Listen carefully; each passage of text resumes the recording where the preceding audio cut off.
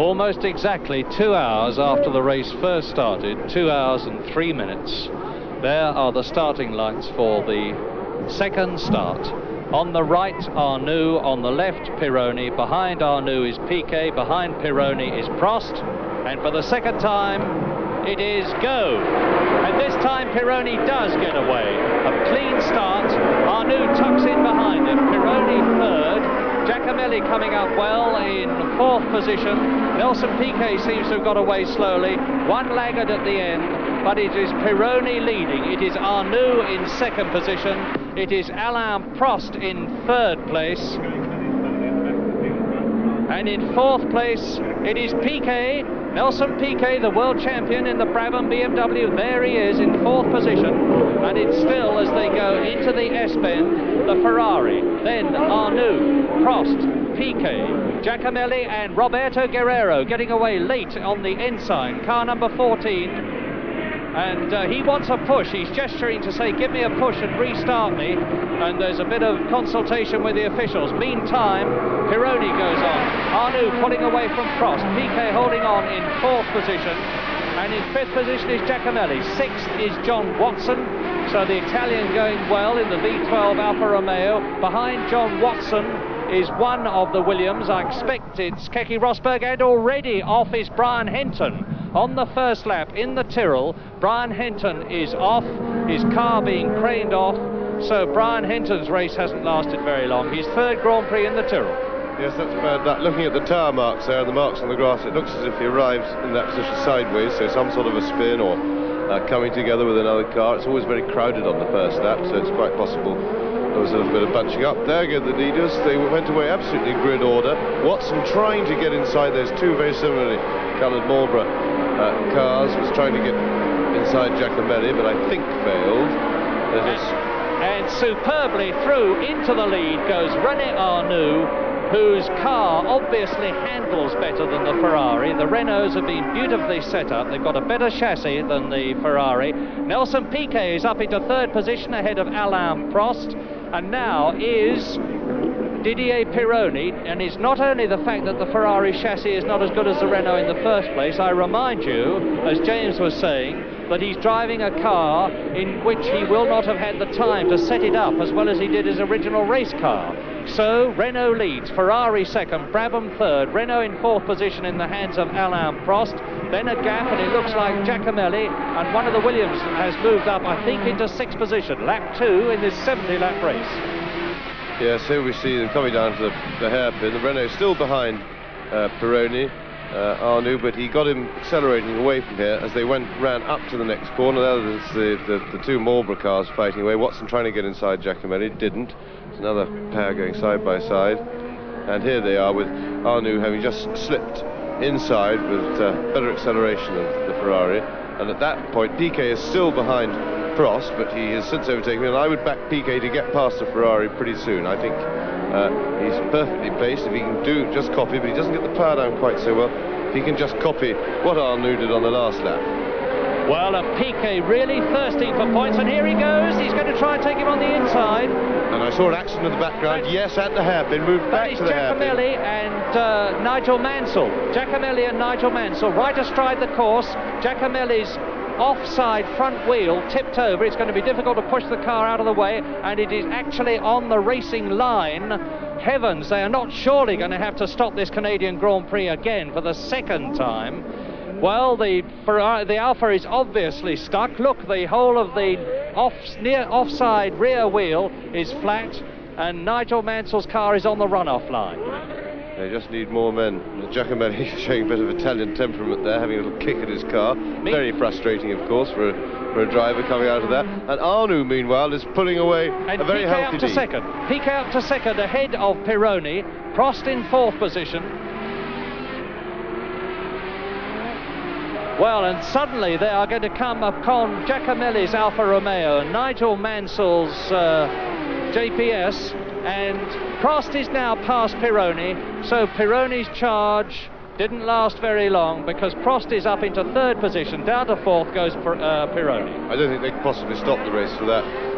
even if they had the car, though, they should be able to move it once the field had gone past one lap. They just simply were short of manpower, because those cars are not very heavy. It's about 4 people can easily lift that corner enough to drag the car out of the way. It only needs to be man down 6. And Eddie Cheever in 6th position behind Giacomelli. Eddie Cheever, who drove so well at Detroit to finish in 2nd place last week in 2nd position, and now doubtless the manpower and the muscle will be applied to Giacomelli's Alfa Romeo to try and get it off the circuit before they come round for another lap, and they're now on lap 4. There is Arnoux pulling away.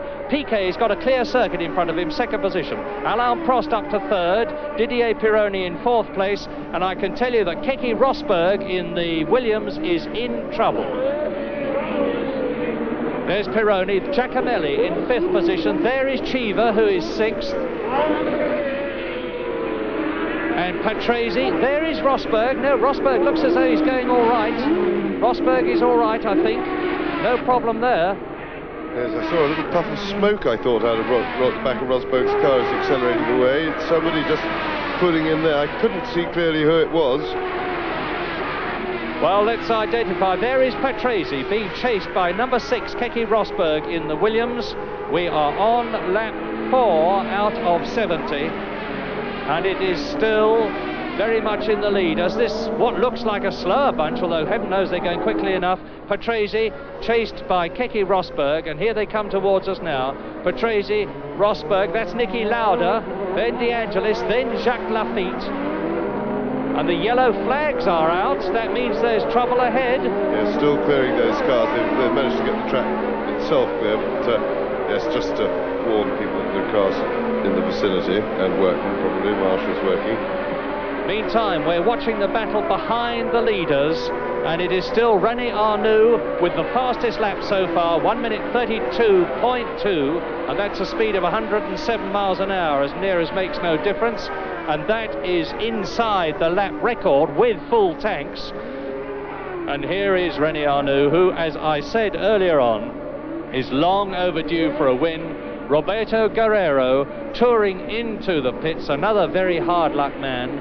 He has yet to finish a Grand Prix, and this is his first season of Grand Prix racing. Arnoux leads. There in 2nd place, Piquet, you see the gap. There in 3rd is Alain Prost. The 4th place man now, Didier Pironi, then Giacomelli, then Cheever.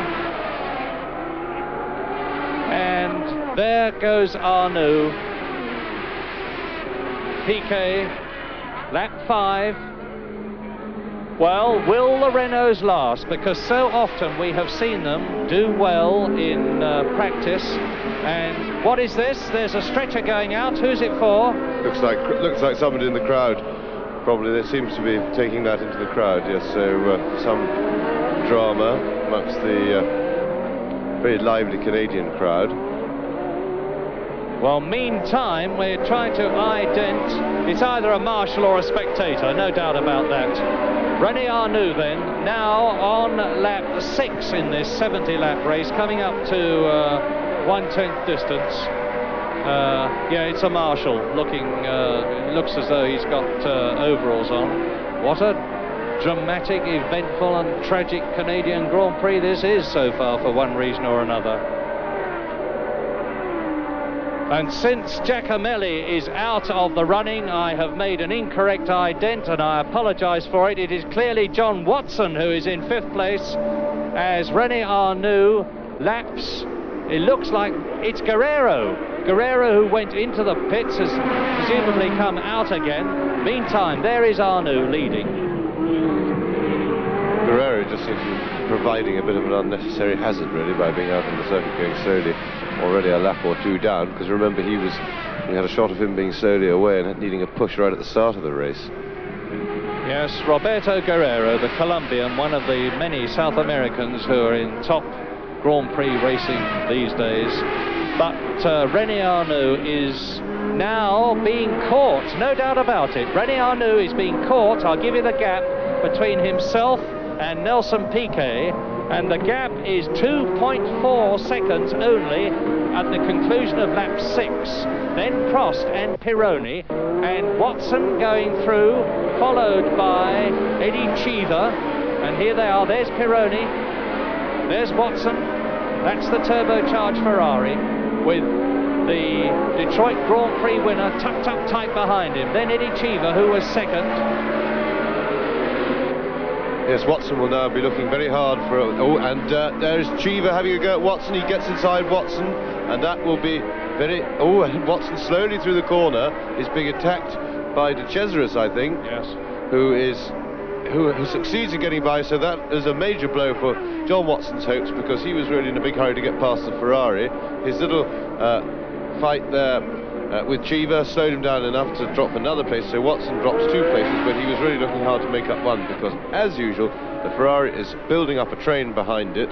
This car, we didn't expect to go that well in the race, not having had the setup time that would have been given to the race car. The race car, remember, was damaged in that most regrettable incident on the start. And anyway, it's now up to Cheever to take on the important role of being first past the Ferrari, and of course that can be a great advantage. You can get a bit of space ahead of it while everybody else gets stuck waiting to go past. So Cheever will be looking hard, but not easy. A lot of straights on this circuit. It's a bit of a power circuit, because you've got plenty of... It's all acceleration and braking down these from slow corners down these straights, and the Ferrari of course excels in this department.